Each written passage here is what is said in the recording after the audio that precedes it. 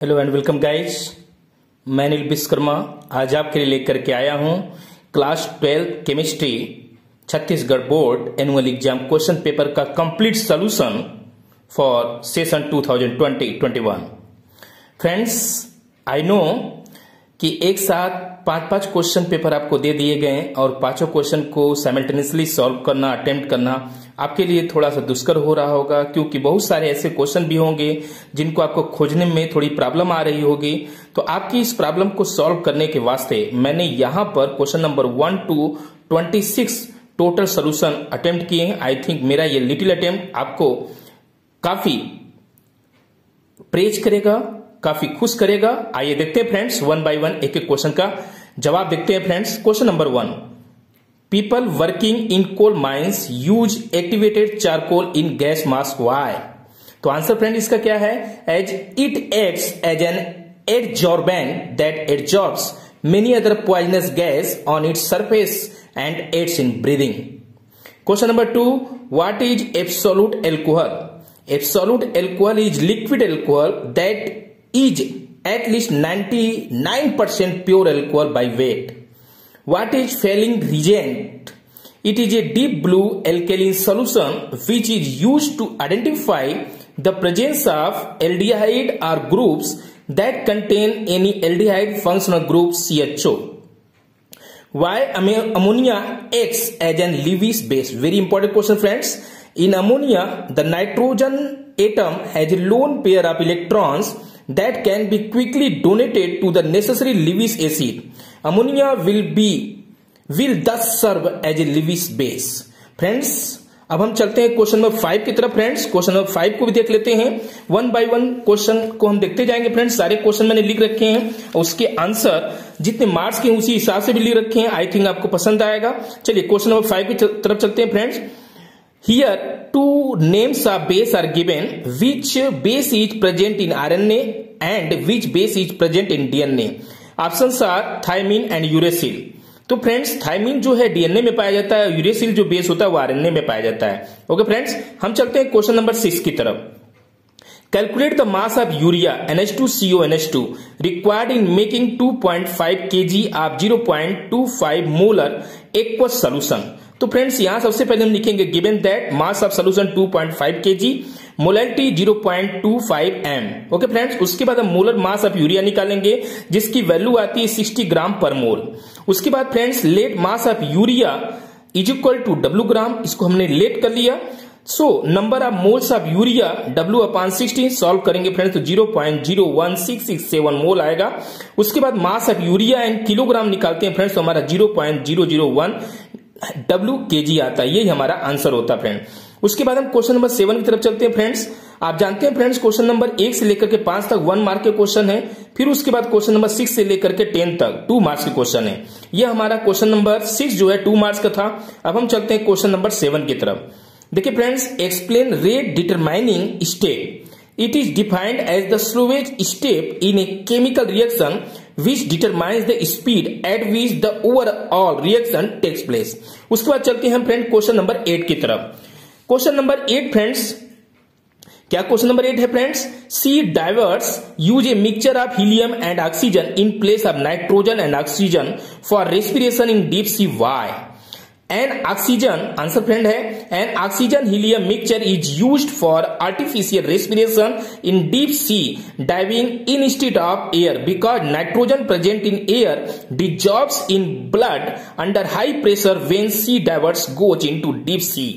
Question number 9 देखते हैं friends. Explain carbylamine reaction with example. तो फ्रेंड्स देखिए, the carbylamine reaction is the synthesis of an isocyanide by the reaction of a primary amine chloroform and base. तो उसके लिए friends देखिए, for aniline और for primary amine मैंने यहां पर इक्वेशन लिख रखे हैं, आप इनको लिख लेंगे। उसके बाद क्वेश्चन नंबर 10 की तरफ चलते हैं friends. How amino ethane that is ethylamine will be obtained from ethanamide that is acetamide. तो ethylamine is obtained by reduction of acetamide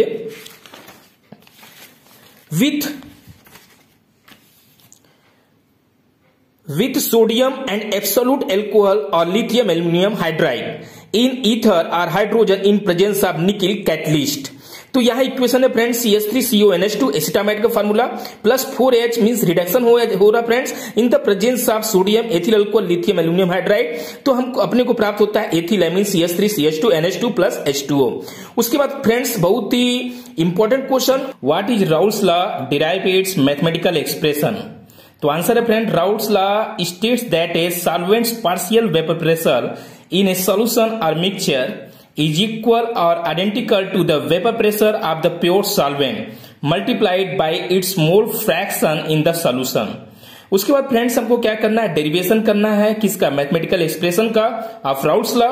तो यहां पर friends if capital P is the vapour pressure of the pure solvent and PS is the vapour pressure of the solution and XS is the mole fraction of the solvent in solution, small n are the number of moles of the solute and capital N are the number of moles of the solvent in the solution, then PS directly proportional to XS or PS is equal to KXS means equation number 1 friends, जहां पर XS means mole fraction of solution है friends, that's why friends N capital N upon small n plus capital N and capital K is constant। okay friends, अब इसके आगे का step देखते हैं friends. अब हम इसके आगे देखते हैं फ्रेंड्स, इसी का मतलब इनकम्प्लीट, चूंकि ये इनकम्प्लीट था फ्रेंड्स, इसको हम यहां से कवर करेंगे। In case of pure solvent small n equal to 0, hence mole fraction of solvent KX equal to capital N upon small n plus capital N equal to 0 upon 0 plus capital N equal to 1 and PS equal to small p, तो P equal to K into 1, यह from equation number 1 हुआ friends.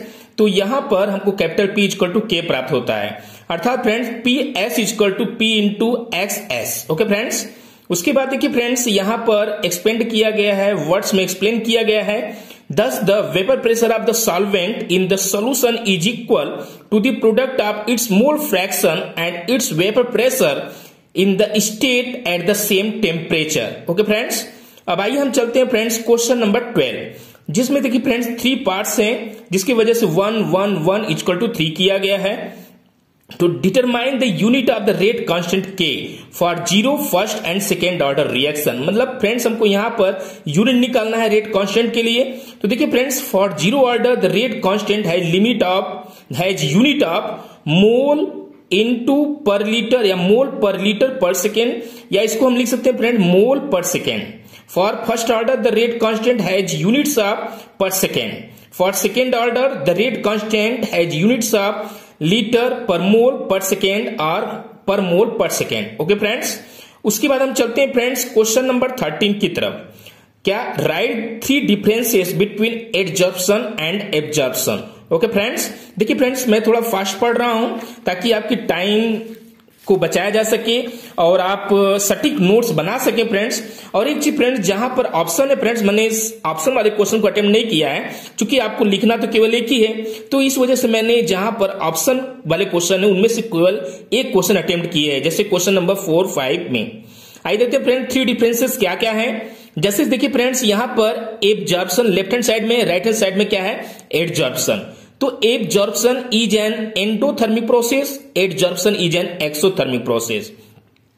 Absorption में friends second point, the temperature does not affect the absorption process, absorption occurs at a lower temperature, and third, under absorption it is a bulk phenomena or it is a surface phenomena under absorption। Okay friends, तो इस तरह से हम क्या करेंगे, इसको लिखेंगे। इसके बाद चलते हैं फ्रेंड्स क्वेश्चन नंबर 14 में। यहां देखिए फ्रेंड 2 पार्ट्स है, इसलिए 1.5 और 1.5 मार्क्स मिलाकर के 3 मार्क्स हो रहे हैं। क्या बोला गया, describe Ostwald method of manufacture of nitric acid on the basis of the following point. 2 point दिया गया फ्रेंड्स, पहला है थ्योरी एंड केमिकल रिएक्शन, दूसरा है लेबलेट डायग्राम। मींस डायग्राम पर 50 मार्क्स दिया गया फ्रेंड्स। तो पहले हम इसकी थ्योरी एंड केमिकल रिएक्शन को देखते हैं friends. Mixture of 1 volume ammonia and 8 volumes of air is passed through a wire mesh of platinum maintained at 800 degree centigrade when 90% of ammonia is oxidized to nitric oxide। तो इसके support में friends जो यहाँ equation दिया गया है 4NH3 plus 5O2 is equal to 4NO means nitric oxide plus 6H2O। उसके बाद की प्रोसेस देखते हैं friends. The nitric oxide so formed reacts with oxygen O2 and converts it into nitrogen peroxide NO2, that is nitrogen peroxide में convert हो जाता है। NO2 is sent to adsorption chamber where water falls। आगे देखते हैं friends, इसके बाद की प्रोसेस देखते हैं फ्रेंड्स। देखिए फ्रेंड्स, ये डायग्राम भी आपको बनाना पड़ेगा। Slowly from the top water reacts with NO2 that is nitrogen peroxide to form dilute nitric acid. तो यहाँ equation friend 2NO2 plus H2O is equal to HNO2 means nitrous acid और HNO3 nitric acid. उसके बाद friend देखिए 3HNO2 means जो nitrous acid बना है उससे भी इंडस्ट्री में क्या करते हैं, अगेन नाइट्रिक एसिड का फॉर्मेशन करते हैं HNO3 plus 2NO plus H2O। इसके सपोर्ट में जो लेबलेट डायग्राम है फ्रेंड्स, ये लेबलेट डायग्राम मैंने बना दिया है, आप इसको कर लेंगे। उसके बाद देखते हैं हम फ्रेंड्स क्वेश्चन नंबर 15 की तरफ। क्वेश्चन नंबर 15 क्या है friends, right the names and structural formula of any 3 oxy acids of sulphur. Okay friends, तो यहां पर फ्रेंड्स मैंने Na3 बोला गया है, तो देखिए फ्रेंड्स हमने Na3 अटेम्प्ट किया है। जैसे थायोसल्फ्यूरिक एसिड जिसका फार्मूला H2SO3 होता है, उसका स्ट्रक्चरल फार्मूला आपको दिखाई दे रहा है। पर ऑक्सो मोनोसल्फ्यूरिक एसिड जिसका फार्मूला H2SO5 होता है, इसका स्ट्रक्चर आपको दिखाई दे रहा है। दो तो इधर हो गए, अब तीसरा हम देखते हैं दूसरे साइड। ओके फ्रेंड्स, देखिए फ्रेंड तीसरा जो आप यहां देख रहे हैं क्या फ्रेंड्स, पर oxo disulphuric acid H2S2O8। Okay friend, ये स्ट्रक्चर फार्मूला आपको दिखाई दे रहा है, आई थिंक आप इसको ड्रॉ कर लेंगे। उसके बाद फ्रेंड्स देखते हैं क्वेश्चन नंबर 16 की तरफ। ये भी फ्रेंड्स देखिए क्या है, 3 मार्क्स का है, 1 + 1 + 1 मींस इस क्वेश्चन के अंतर्गत 3 पार्ट दिए गए हैं। Right the IUPAC name of the following coordination compounds. Okay friends, तो यहां पर 3 कोऑर्डिनेशन कंपाउंड्स दिए गए, इनका आईयूपीएसी नेम लिखना है। तो फ्रेंड्स आप देख रहे हैं कि first part, second part, third part के अंतर्गत मैंने लिख दिया है। पहले का नाम है सोडियम टेट्रासाइनोनिक्लेट जिसका ऑक्सीडेशन 0 है, और दूसरा क्या है क्लोरिडो प्लेटिनेट, सेकेंड मतलब इसका क्या है ऑक्सीडेशन नंबर आयन। उसके बाद थर्ड में आप देखें फ्रेंड टेट्राएमीन ट्राइक्लोरिडो क्रोमियम 3, इसका क्या है फ्रेंड ऑक्सीडेशन नंबर है। उसके बाद फ्रेंड्स हम चलते हैं क्वेश्चन नंबर 17 की तरफ। आप जान रहे फ्रेंड्स मैं थोड़ा जल्दी पढ़ रहा हूं ताकि कम समय में ज्यादा रिजल्ट सामने आए। क्वेश्चन नंबर 17 में फ्रेंड्स क्या है, explain Markovnikov and anti Markovnikov rule with example. ये फ्रेंड देखिए 3 मार्क्स का दिया गया है, तो यहां पर हमको मार्कोनिकॉफ और एंटी मार्कोनिकॉफ दोनों को एक्सप्लेन करना है, विथ एग्जांपल एक्सप्लेन करना है। तो सबसे पहले हम मार्कोनिकॉफ रूल को देखते हैं। In addition reaction to unsymmetrical alkenes the electron rich component of the reagent adds to the carbon atom with fewer hydrogen atoms bonded to it. Okay friends, इसके बाद हम फ्रेंड्स चलते हैं इसकी सपोर्ट में जो इक्वेशन है इसको हम देख लेते हैं कि मार्कोनिकॉफ जो अभी हमने रूल पढ़ा उसके सपोर्ट में एग्जांपल यदि हम नहीं रिप्रेजेंट करेंगे तो हमारा आंसर इनकम्प्लीट माना जाएगा। तो आप देख रहे हैं फ्रेंड्स यहां पर अनसिमेट्रिकल एल्कीन लिया गया है CH3CH डबल बॉन्ड CH2। जब हाइड्रोजन ब्रोमाइड से क्रिया कराई जा रही फ्रेंड्स, तो आप देख रहे हैं कि जो हाइड्रोजन आयन है वह कहां पे जाके जुड़ रहा है CH2 के साथ, और उसका जो ब्रोमीन मतलब जो नेगेटिव चार्जेड आयन है या नेगेटिव आयन है वह सबसे कम हाइड्रोजन होल्डिंग कार्बन पे जाके अटैच हो जा रहा है। ओके फ्रेंड्स, उसके बाद फ्रेंड्स हमारा आता है एंटी मार्कोनिकॉफ जिससे हम खैरस इफेक्ट भी बोलते हैं या पर ऑक्साइड इफेक्ट भी बोलते हैं, means in the presence of पर ऑक्साइड। ये क्रिया क्या होती है, जस्ट वाइस वर्सा होने लगती है।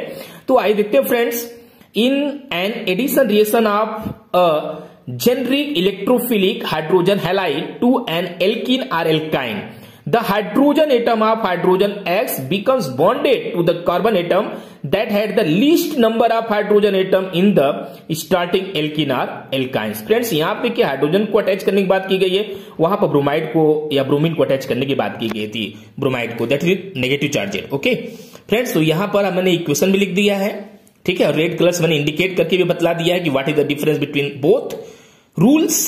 उसके बाद क्वेश्चन नंबर 18 देखते हैं friends, differentiate primary, secondary and tertiary alcohol by using vector Mayer method with equation। very very important question friends।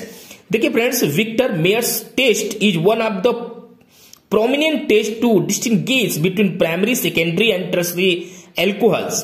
in this test the unknown alcohol is subjected to a series of chemical analysis resulting in observation of color। Primary alcohol हमको क्या देता है friends, blood red colour देता है, and secondary alcohol gives the blue colour but the tertiary alcohol gives no colour. इसके support में friends क्योंकि यहां बताया गया है, क्वेश्चन में बोला गया है कि आप क्या करिए, विथ इक्वेशन इसको समझाइए। तो इक्वेशन के लिए फ्रेंड्स देखिए मैंने यहां पर लिख रखा है, इसको भी मैं पढ़ दे रहा हूं, आप देख लीजिए। CH3CH2OH मीन्स हमने क्या ले लिया फ्रेंड्स, C2H5 ले लिया, OH मीन्स एथिल अल्कोहल ले लिया, फिर फास्फोरस प्लस आयोडीन से क्रिया कराया गया, दैट इज प्राइमरी जो अल्कोहल था उसकी फास्फोरस आयोडीन से क्रिया कराया गया, तो CH3CH2I प्राप्त हुआ। उसके बाद AgNO2 से क्रिया कराया गया, सिल्वर नाइट्राइड जिसको बोलते हैं। तो उसके बाद फ्रेंड्स देखिए एक इंटरमीडिएट या कम्प्लेक्स इंटरमीडिएट प्रोडक्ट प्राप्त होता है। उसके बाद हमको नाइट्रोलिक एसिड प्राप्त होता है, जो कि क्या करता है, blood red colour with alkali gives करता है। उसके बाद फ्रेंड्स हम चलते हैं सेकेंडरी अल्कोहल के परपेच में। वहां पर हम देख रहे हैं कि फास्फोरस और आयोडीन से क्रिया कराने पर हमको CH3CHI प्राप्त हो रहा है। पहले वाले में क्या प्राप्त हो रहा है, CH3CH2 मिल रहा था, यहां पर CH3CHI प्राप्त होता है। उसके बाद AgNO2 से क्रिया एक कम्प्लेक्स या इंटरमीडिएट कंपाउंड बनता है। उसके बाद जो है फ्रेंड लास्ट में सूडो नाइट्रोल प्राप्त होता है, जो कि ब्लू कलर विद एल्केली देता है। उसके बाद फ्रेंड्स इसी तरह से हम टर्सरी अल्कोहल जब लेते हैं, फास्फोरस आयोडीन से क्रिया कराते हैं, AgNO2 से क्रिया कराते हैं, तो लास्ट में है ना फ्रेंड्स हम देख रहे हैं कि नो रिएक्शन, मतलब कोई भी रिएक्शन नहीं आकर्ष होती है, मतलब no specific colour is obtained here. Okay friends, तो इस तरह से वेक्टर मेयर मेथड जो आपने देखा विथ इक्वेशन जो है, इस इक्वेशन को प्रूव कर सकते हैं, बतला सकते हैं। आई थिंक ये वीडियो आपको क्लियर लग रहा होगा, आपको लिखने में दिक्कत नहीं जाएगी।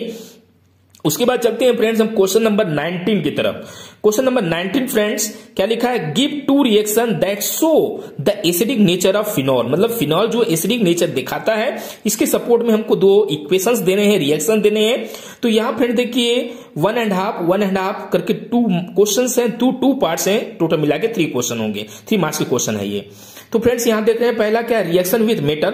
क्या लिखा है, फिनॉल रिएक्ट्स विद सोडियम और other metal to form sodium phenoxide. तो आप देख सकते हैं 2 molecules of phenol plus 2 sodium metal क्या कर रहा है, क्रिया कर रहा है, तो हमको 2 मॉलिक्यूल्स ऑफ सोडियम फिनॉक्साइड प्राप्त हो रहा है और साथ ही साथ हाइड्रोजन प्राप्त हो रहा है। उसके बाद फ्रेंड्स दूसरा जो सपोर्टिंग है which shows the acidic nature of phenol, इसमें आप देख रहे हैं friend reaction with acid chloride.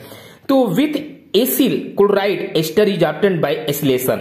तो यहां मैंने फिनॉल लिया है फ्रेंड, उसके बाद एसिल क्लोराइड लिया है, NaOH से क्रिया कराया, तो यहां पर हमको फेनिल एसीटेट प्राप्त हुआ।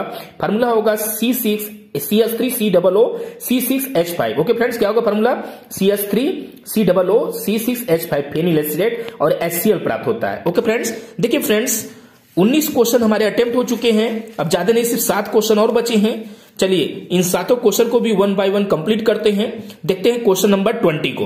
क्वेश्चन नंबर 20 क्या है friends, what do you understand by the following terms, give an example of. मतलब ये जो साइनोहाइड्रीन और सेमी कार्बाजोन जो टर्म्स है, इनसे आप क्या समझते हैं, विथ एग्जांपल इनको बतलाइए। देखिए फ्रेंड्स साइनोहाइड्रीन के बारे में मैंने लिखा है कि cyanohydrin is organic compounds with the formula R'(C) of OHCN, means bracket में है OH हाइड्रोक्सिल ग्रुप और CN वेयर एल्किल और एलिल ग्रुप में भी capital R and capital R'। Okay friends, तो यहां आप देख रहे हैं R और R' जो हमारा फ्रेंड्स या तो एल्किल या एरिल ग्रुप होगा। और इसका जो एग्जांपल है फ्रेंड्स एसीटोन साइनोहाइड्रीन है, जिसका फार्मूला 2 होता है, मतलब एक ही फार्मूला है, एक थोड़ा सा मैंने अलग अलग फॉर्म में लिख दिया है जैसे आइसोमर्स लिखे जाते हैं, यह मैंने लिख दिया है फ्रेंड्स। उसके बाद देखिए फ्रेंड्स स्पेशली क्या साइनोहाइड्रीन का फार्मूला क्या है, C4H7NO। ओके फ्रेंड्स, या CH3COOCN। चलते हैं फ्रेंड्स सेमी कार्बाजोन की तरफ। A semi-carbazone is a derivative of amines formed by the condensation reaction between a ketone or aldehyde and semi-carbazide. Example है फ्रेंड्स एसीटोन सेमी कार्बाजोन, इसका जो फार्मूला होता है फ्रेंड्स C4H9N3O। ओके फ्रेंड्स, अब हम चलते हैं क्वेश्चन नंबर 21 की तरफ। देखिए फ्रेंड्स यहां पर 2 पार्ट्स हैं, तो मैंने क्या किया है A और B के अंतर्गत मतलब 1.5 एक पार्ट के लिए मार्क्स दिए गए हैं, दूसरा पार्ट दूसरे साइड में मैं भी आपको बताऊंगा। तो चलिए देखते हैं पहला क्वेश्चन क्या है, 21 का ए वाला पार्ट जो है उसका क्वेश्चन क्या एक्सप्लेन कर रहा है। What happens when acetaldehyde reacts with Tollens reagent. माने एसिटाल्डिहाइड की जब रिएक्शन जो टॉलेंस रिजेंट्स के साथ होती है तो क्या होता है। देखिए friend, Tollens reagent is a silver ammonia complex, it oxidizes acetaldehyde to acetic acid, silver ions are reduced to silver metal, means last में सिल्वर मेटल Ag प्राप्त होता है। दिस गिव्स सिल्वर मिरर, जिसको हम सिल्वर मिरर के नाम से जानते हैं, इंडिकेट करते हैं फ्रेंड्स। तो यहां फार्मूला जो इक्वेशन है फ्रेंड्स वो क्या है, CH3CHO प्लस कॉम्प्लेक्स आयन है AgNH3 का ट्वाइस है और एज ए रिजल्ट मान is equal to acetate ion plus silver mirror हमको प्राप्त होता है, एजी प्राप्त होता है। ओके फ्रेंड्स, चलिए हम चलते हैं इसके बी वाले पार्ट की तरफ। क्वेश्चन नंबर 21 का जो बी पार्ट है व्हाट हैपेंस के अंतर्गत इसमें क्या बोला गया फ्रेंड्स और उसका क्या जवाब होना चाहिए, आइए देख लेते हैं friends. What happens when calcium acetate is heated with calcium formate? Calcium acetate को जब कैल्शियम फॉर्मेट के साथ हीट किया जाता है तो क्या बनता है friends? When a mixture of calcium acetate and calcium formate is heated, we get acetaldehyde जिसको हम एथेनॉल बोलते हैं फ्रेंड्स। मीन्स आप देख रहे हैं friends CH3COO means CH3COO twice Ca calcium acetate है और HCOO twice Ca calcium formate है, इसको हीट किया जा रहा है तो एसिटाल्डिहाइड बन रहा है और साथ ही साथ 2 molecules of calcium carbonate release हो रहे हैं जो मैंने आपको रेड कलर से इंडिकेट करते हुए बतलाया है, दिखलाया है। उसके बाद फ्रेंड्स चलते हैं क्वेश्चन नंबर 22 की तरफ। क्वेश्चन नंबर 22 क्या है friends? Right 3 differences between globular and fibrous protein, है ना फ्रेंड। ये जो ग्लोबुलर और फाइब्रस प्रोटीन होते हैं इनके बीच में 3 डिफरेंस बताना है फ्रेंड्स, इस वजह से 1 + 1 + 1 = 3 किया गया है। तो देखिए फ्रेंड्स, शेप के हिसाब से देखा जाए जो फाइब्रस प्रोटीन होती है वो लॉन्ग और नैरो होती है, ग्लोबुलर जो है राउंड या स्फेरिकल होती है। वही पर्पस देखा जाए तो ये इसका स्ट्रक्चरल पर्पज है, उसका फंक्शनल पर्पज है। और सॉल्युबिलिटी बारे में एक्सप्लेन किया जाए फ्रेंड, तो फाइब्रस जो प्रोटीन होते हैं वो जनरली पानी में घुल नहीं पाते, इनसॉल्युबल होते हैं, और जो ग्लोबुलर होते हैं वो पानी में घुल जाते हैं, सॉल्युबल होते हैं। ओके फ्रेंड्स, तो आई थिंक यहां तक आपको लिखने में कहीं कोई दिक्कत नहीं आई होगी। चलिए हम क्वेश्चन नंबर 23 की तरफ चलते हैं जो कि 4 मार्क्स का है। फ्रेंड्स देखिए 1 मार्क का, 2 मार्क का और 3 मार्क्स का क्वेश्चन कंप्लीट होते हैं। यहां पर 3 मार्क्स के 12 क्वेश्चन थे, ठीक है फ्रेंड्स। उसके बाद चलते हैं फ्रेंड्स क्वेश्चन नंबर 23 की तरफ। क्वेश्चन नंबर 23 में क्या क्या बोला गया है? डिस्टिंग्विश बिटवीन, देखिए फ्रेंड्स यहां पर 2 + 2 = 4 किया गया है, मतलब 2 पार्ट है, दोनों में 2-2 नंबर है, दोनों मिल करके हमारा 4 मार्क्स बनेगा। क्रिस्टल, लैटिस और यूनिट सेल के बीच में डिफरेंस बताना है, डिस्टिंग्विश करना है, और साथ ही साथ टेट्राहेड्रल वायर्ड और ऑक्टाहेड्रल वायर्ड, है ना, इन दोनों के बीच में क्या करना है? डिफरेंस बतलाना है। ओके फ्रेंड्स, तो आइए देखते हैं इसका जवाब क्या होगा 2 मार्क्स के हिसाब से फ्रेंड्स। तो देखिए friends, crystal, lattice and unit cell के बारे में आप देख रहे हैं कि द रेगुलर 3D, है ना, 3D या 3 dimensional arrangement of identical points in the space which represents how the constituent particles, atoms, ions, molecules, है ना, are arranged in a crystal is called a crystal lattice। और paragraph change करके friends unit cell को explain किया गया है। Unit cell is the smallest portion of a crystal lattice which when represented over and again in different direction produces the complete crystal lattice. Okay friends, ये 2 marks का answer complete होता है friends. उसके बाद हम चलते हैं इसके दूसरे पार्ट की तरफ, टेट्राहेड्रल एंड ऑक्टाहेड्रल वायर्ड। देखिए friend, tetrahedral wired is a simple triangle wired in A crystal and is surrounded by 4 spheres arranged tetrahedrally around it. On the other hand, an octahedral wired is a double triangle wired with one triangle vertex upward and the other triangle vertex downwards and is surrounded by 6 spheres। Okay friends, यहां पर question number 4 भी complete होता है friend. 4 marks का question complete होता है क्योंकि 4 marks का केवल एक ही क्वेश्चन आता है फ्रेंड्स। इसके बाद हम चलते हैं 5 मार्क्स के क्वेश्चन में फ्रेंड्स। 5 मार्क्स के 3 क्वेश्चन पूछे जाते हैं और तीनों क्वेश्चन में फ्रेंड्स क्या होता है? ऑप्शन रहता है, कोई एक क्वेश्चन आपको अटेम्प्ट करना पड़ता है। चूंकि लिखना आपको केवल एक ही है, इस वजह से मैंने एक ही क्वेश्चन को अटेम्प्ट किया है। देखते हैं फ्रेंड्स क्वेश्चन नंबर 24 को। Explain the following reaction, right only chemical equation, means सिर्फ यहां पे केमिकल इक्वेशन लिखना है। 5 पार्ट्स है फ्रेंड्स और 1 मार्क के ये 5 पार्ट्स है फ्रेंड्स। तो आप देख सकते हैं पहला जो फ्रेंड्स बोला गया क्या, एसिटिलेशन या एसिटाइलेशन के लिए क्या करिए, केमिकल इक्वेशन रिप्रेजेंट किए। तो आप यहां देख रहे हैं सैलिसिलिक जो एसिड है friends, salicylic acid plus acetic anhydride, ये दोनों आपस में क्रिया कर रहे हैं in the presence of phosphoric acid H3PO4। तो रिजल्ट अपने को क्या प्राप्त हो रहा है friends? Acetyl salicylic acid plus acetic acid, ये रिजल्ट अपने को प्राप्त हो रहा है और ये प्रोसेस कराती है फ्रेंड एसिटिलेशन। उसके बाद डी कार्बोक्सिलेशन, नाम से ही लग रहा है कि कार्बन डाइऑक्साइड मतलब CO2 रिलीज होगा। तो आप देख सकते हैं फ्रेंड्स यहां पर क्या लिया गया है, एसिड लिया गया है, RCOOH लिया गया है, जिससे हमको क्या प्राप्त हो रहा है? बाई डी कार्बोक्सिलेशन प्रोसेस मतलब CO2 जब रिलीज हो रहा है तो हमको RH प्राप्त हो रहा है, एल्केन प्राप्त हो रहा है फ्रेंड्स। उसके बाद हम चलते हैं फ्रेंड फ्रीडल क्राफ्ट रिएक्शन, जो कि बहुत ही इंपॉर्टेंट रिएक्शन है।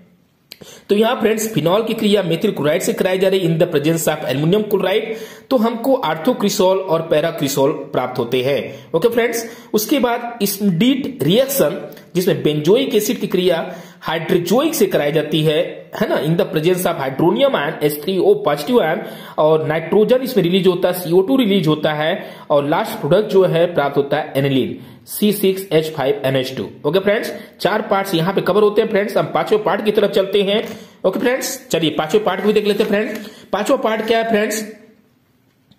क्लीमेंसन रिडक्शन को इक्वेशन देखिए फ्रेंड द्वारा बताया गया है कि यहाँ पर फिनोनोन लिया गया है और जिंक अमलगम से क्रिया कराई गई है और हाइड्रोक्लोरिक एसिड से क्रिया कराई गई है, तो हमको प्राप्त हो रहा है alkyl benzene plus zinc chloride plus H2O, और ये प्रोसेस कहलाती है क्लीमेंसन रिडक्शन। ओके फ्रेंड्स, उसके बाद देखिए फ्रेंड्स हम चलते हैं क्वेश्चन नंबर 25 की तरफ। क्वेश्चन नंबर 25 आपको दिखाई दे रहा है क्या friends? What is Kohlrausch law?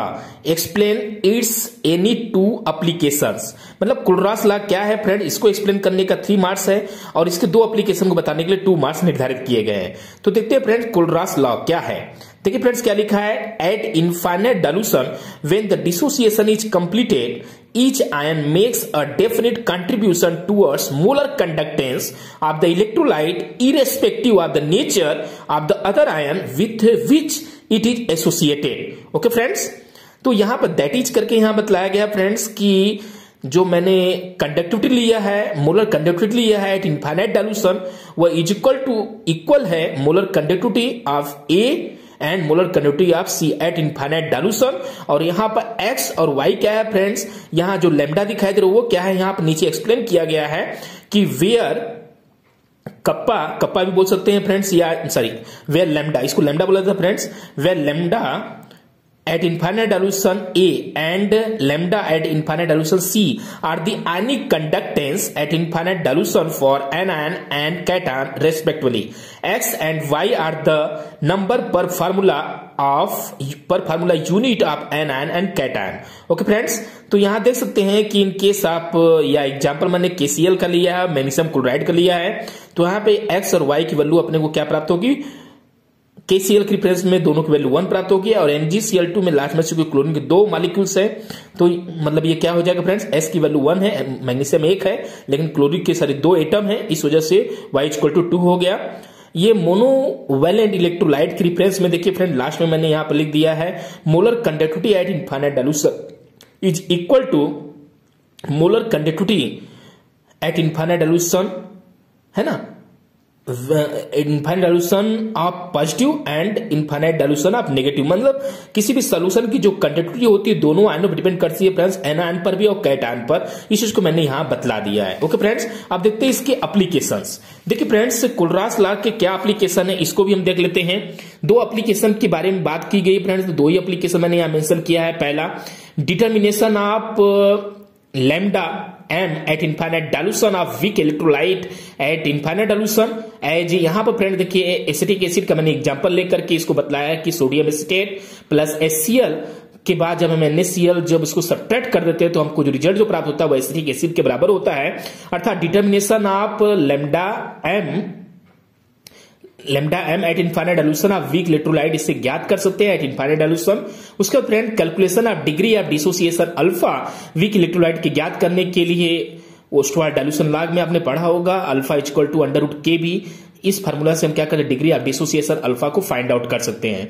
Okay friends, question number 26 जो लास्ट क्वेश्चन है फ्रेंड्स, है ना friends, what is lanthanide contraction? Right it's 2 causes and 2 consequences of lanthanide contraction. Friend देखिए यहां पर 1 + 2 + 2 = 5 किया गया है।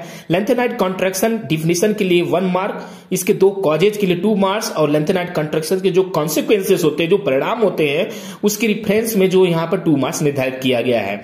तो चलिए देखते हैं फ्रेंड्स लैंथेनाइट कॉन्ट्रैक्शन क्या होता है, लैंथेनाइट संकुचन क्या होता है। With an atomic number there is a steady decrease in atomic and ionic radii of lanthanide which is known as lanthanide contraction. Okay friends, फिर कॉजेज 2 कॉजेज यहां बतलाए गए फ्रेंड्स। विद पहला कॉज देखते हैं friends, with the increase in nuclear charge the valence shell is pulled slightly towards the nucleus. This causes lanthanide contraction. दूसरा friends, there is inadequate shielding of one electron by another electron in the same 4f subshell. Okay friends, अब हम देखते हैं friends, दो इसके परिणाम देखते हैं, कॉन्सिक्वेंसेस देखते हैं फ्रेंड्स. पहला, the basic strength of hydroxide decreases from lanthanum hydroxide to lutetium hydroxide due to lanthanide contraction. Second, there is not regular trend in ionization potential in the group due to lanthanide contraction. तो friends बधाई हो, इस तरह से आज chemistry का ये paper पूरी तरह से मतलब सॉल्यूशन आपको मिल गया और आप इसकी सहायता से अच्छा नोट्स बनाइए, एग्जाम में अच्छे स्कोर करिए. Wishing you the very best of luck. I think friends आज का वीडियो आपको अच्छा लगा होगा, तो इसको ज्यादा लाइक करिए, शेयर करिए, सब्सक्राइब करिए. Okay bye, thanks for watching.